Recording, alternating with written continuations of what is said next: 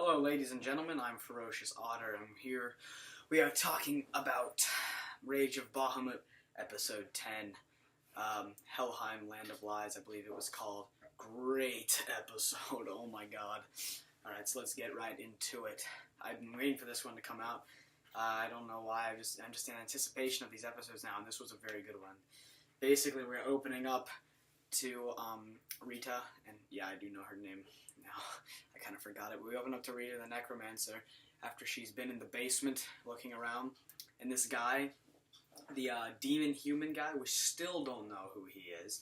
He's down there, and he's like, I'm gonna give you the business, and she's like, you can't kill me, I'm dead. He's like, I got these knives. Holds up these two knives. They got like rune carvings on it or something, which I'm assuming can kill dead things or something of that nature. And then she pulls some like necromancer shit, and there's all these like dead things flying around in the air around his head. And he's like, what the fuck? And like cuts them all up, and then he turns around and she's out the gate. She's gone. So she pulled she gave him the slip and got away. And then we have they're finally in Helheim with the main squad, the group, Kaiser and Falro and Amira. Sorry, I said Amira. Amira. They're all in Helheim now. And they make well, first off, we have just received some terrible news from the big old CGI dragon that Favreau needs to kill Amira in order to stop the opening of the key, of the portal thing. She's the key. I don't know if they opened a portal or I guess they created a key to revive Bahamut, which would be a big no-no. Like, that's bad. Real fucking bad. Because the last time he awoke, apparently it took both gods and demons to barely seal him away, and apparently that seal wasn't so great if a random pink-haired girl who is, I guess we find out half of the angel she calls her mother, so they're, Beelzebub split them in half. If she's the only thing they need to fucking open up this gate, to literally bring back the most destructive, horrible being in the entire fucking universe of gods, demons, mythic gods, like mythology, like all of that shit, like everything, zombies, everything in one. This guy's the baddest mofo around, and that's all you need to bring him back?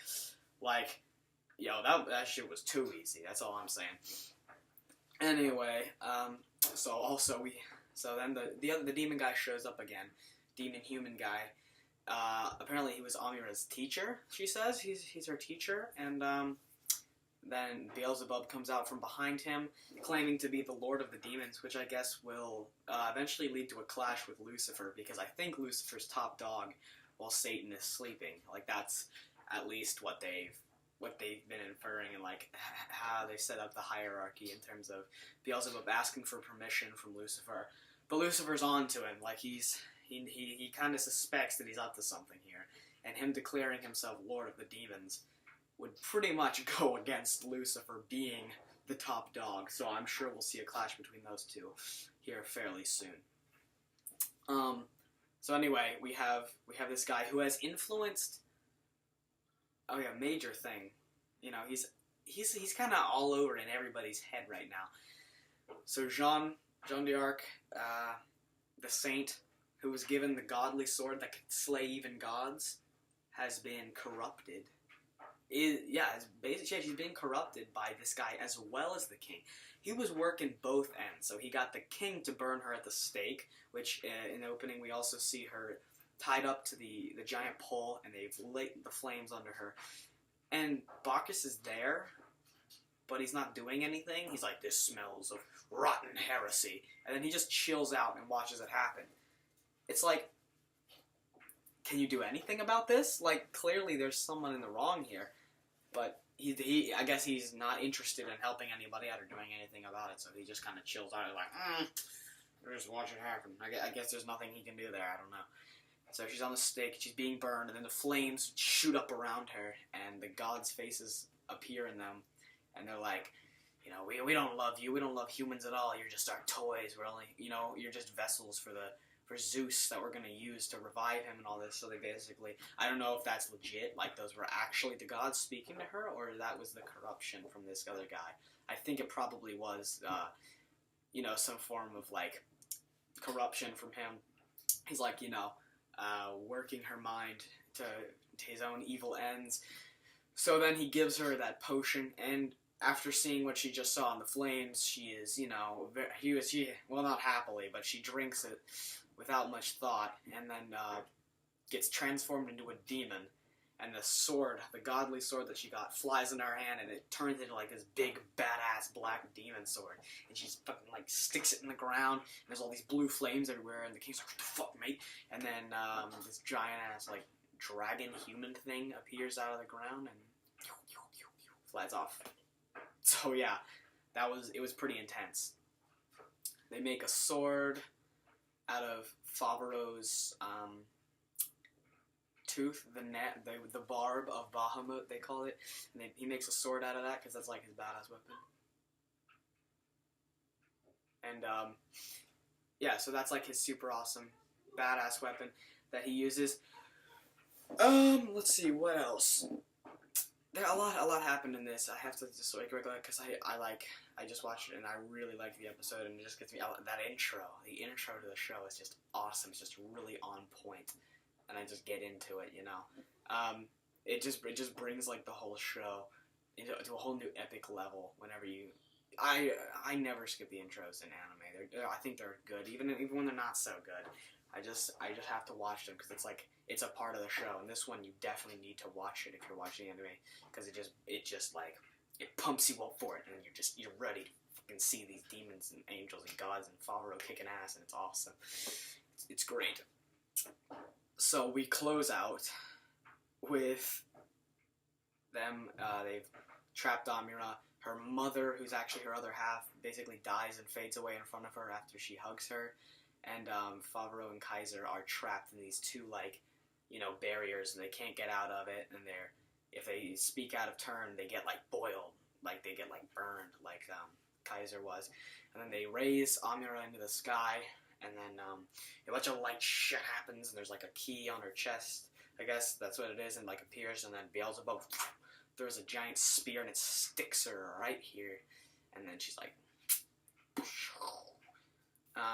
It's pretty cool, honestly. So she, I'm assuming, becomes the key that they need to revive Bahamut. What I don't understand is why they'd want to revive Bahamut, because I'm assuming they're gonna go with the demons want to use him to defeat the gods and the angels. But, I mean, last time they all banded together to defeat him and seal him away. That was a thing. If something was that evil and that powerful that neither side could use it to their advantage, and they literally had to come together and seal this thing away, use both of their powers combined to seal it away, and that barely did it, why would you want to revive that?